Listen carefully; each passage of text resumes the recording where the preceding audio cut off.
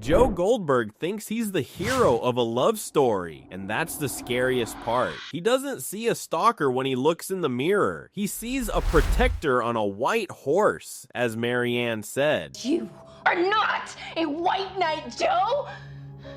You are a f***ing abuser. Someone who loves so deeply, so completely, that the world just doesn't understand. He kills people and manipulates, breaks into homes. But in his head, every violation is an act of devotion. Every crime is just love that wasn't understood. We call him a psychopath. He calls it passion. And somewhere in that abyss lives something we don't want to admit. We recognize him, not because we're monsters, but because Joe does what we all do when we want something badly enough. He builds a story where he's allowed to be good while doing bad things. He confuses obsession with connection, control with care, and he's so convinced by his own narrative that he never questions whether the love he feels is love at all. For starters, we need to go back to the very beginning, and for that, hit like and subscribe to the channel. Let's go. Let's return to where the script is written. Joe remembers little about his mother, only fragments. The smell of her perfume, the sound of her voice when she tried to calm his father, the expression on her face when she couldn't, and then the moment when everything stopped. Him, a small child, holding a gun he barely understands, watching his father bleed out on the floor. Mr. Mooney found him after that, took him in, gave him books, work, purpose, and a lesson that would corrupt everything that came after. Love is something you earn by saving people, by making yourself necessary, by making yourself the only person who truly understands them. The cage in the basement wasn't punishment in Mooney's world. It was protection. It was a way to keep the people you love safe from themselves. Joe learned this lesson well, too well, because when you're taught that love means control, you spend the rest of your life confusing captivity with care. This is what the series understands and what most people miss. Joe isn't lying when he says he loves these women. He truly believes it. The voice in his head, that constant narration, it's not manipulation, it's self-deception. He's not performing for us. He's performing for himself. Look at how he operates. He doesn't just watch Beck, Love, or Marianne. He studies them, learns their habits, their fears, their wounds. He builds a complete psychological profile before he even says hello, and he calls it intimacy, knowing everything about someone without giving them the choice of what to share. That's not love, that's research. But Joe doesn't see the difference. For him, understanding someone and loving them are one and the same. If he knows what hurts you, what you need, what you dream about at night, then he loves you. And if he loves you, then everything he does to keep you is justified. Here's the trap. Joe confuses information with intimacy, surveillance with connection. He thinks love is something you acquire through observation, not something freely given. And here's the part that makes it even worse. Sometimes he's right about them. He sees Beck's desperate need for approval, Love's capacity for violence, Marianne's inability to break her patterns. He truly is perceptive, but perception isn't love, and fixing someone isn't the same as accepting them. The women in Joe's life aren't people to him, they're projects, broken things he can fix to finally prove that he himself isn't broken. Every relationship is the same story. He finds someone damaged, decides he's the only one who can save them, and when they inevitably don't want to be saved the way he wants to save them, he disposes of them. Beck wanted to be seen. Joe saw her, but he saw her so completely, so invasively that she had nothing left to offer. No mystery, no autonomy, just a girl in a glass box being studied by someone who calls himself her protector. Love was different. Love could match him.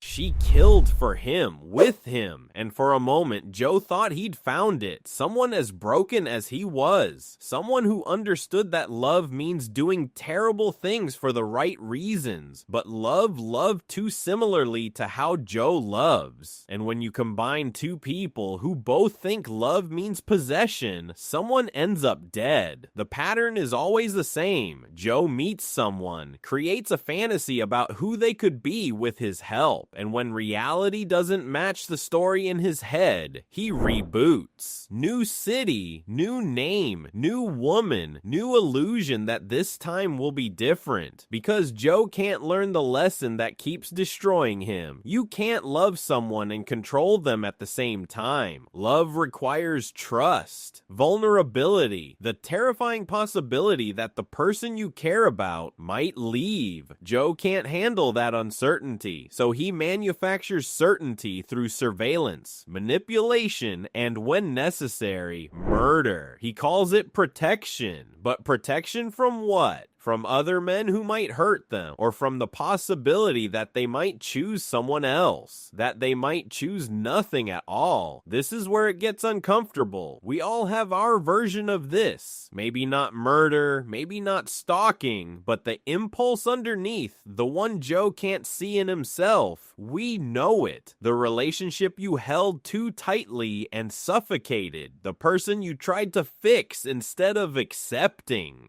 The fantasy you loved more than the real person standing in front of you. The story you told yourself about why tracking their social media was caring, not paranoia. Why needing to know where they are was love, not control. Why changing them was helping, not erasing. Joe teaches us that obsession and love look identical from the inside. Both feel like devotion. Both consume you. Both make you feel like you do anything for this person. The difference is in one small detail that Joe never understood. Love wants the other person to be free. Obsession wants them to be yours. Joe's tragedy isn't that he's incapable of love. It's that he's never felt it without the need to possess. Every feeling he has is infected with the belief that love is something you take, not something you receive. That it's something you earn by being indispensable, not something someone gives you because they choose to. And the most destructive part? He almost gets it. There are moments, brief flashes, when Joe sees who he's become. When he stands over a body he just put in the ground, when he watches through a window at a life he's about to destroy, you can see it on his face. Recognition, disgust, but then the voice starts again, and within seconds he rewrites it. That wasn't murder, that was protection, that wasn't stalking, that was fate, that wasn't obsession, that was love. This voice is the most dangerous thing about Joe, not his capacity for violence, his capacity for self-deception, the ability to turn any crime into a romantic gesture, any violation into an act of service. He's not a villain who knows he's wrong. He's a villain who believes he's right, and that belief is unshakable. By the time Joe leaves London, he's killed dozens of people, destroyed countless lives, left a trail of bodies behind him, all in the name of love. And he still believes he's a good guy, someone who cares too much in a world that doesn't care enough. A romantic in a culture that's forgotten what devotion looks like. This isn't love. It's narcissism with prettier vocabulary. It's control wearing a mask of care. It's a man who spent his entire life confusing intensity with intimacy, possession with passion, and obsession with devotion.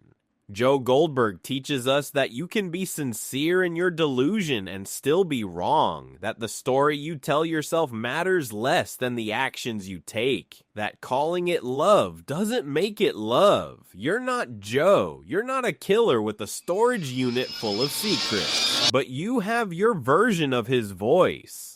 Your own justifications for how you held on too tight. Your own story about why what you did was love, even when it was control. And maybe it was enough to convince you. Maybe you've rewritten your own story so many times that now you believe it, that you were just caring, just protecting, just trying to help. But what if you were wrong? What if the thing you called love was just fear with a different face? What if the person you were trying to save didn't need saving? What if the story you told yourself was just a story? Joe never asked himself these questions. He saw the pattern but couldn't break it. He understood the harm but couldn't stop causing it. He recognized the monster in the mirror and called it a hero. You're still here, still telling yourself stories about why you did what you did, still believing that intensity equals depth, that knowing everything means understanding something, that loving someone means making them need you. But what if it doesn't? What if love is the one thing that doesn't need a cage, a plan, or a narrative?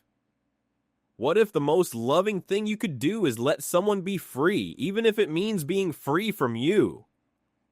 Joe will never learn this. He'll continue to stalk, continue to kill, continue to call it love. The cage will always be in his basement, and he'll always believe it's for their protection, but not anymore, because he's sitting in prison. Our video is coming to an end, and if you liked it, hit like and subscribe, because next there will be videos about series and films of a more interesting kind. Don't forget us. Bye.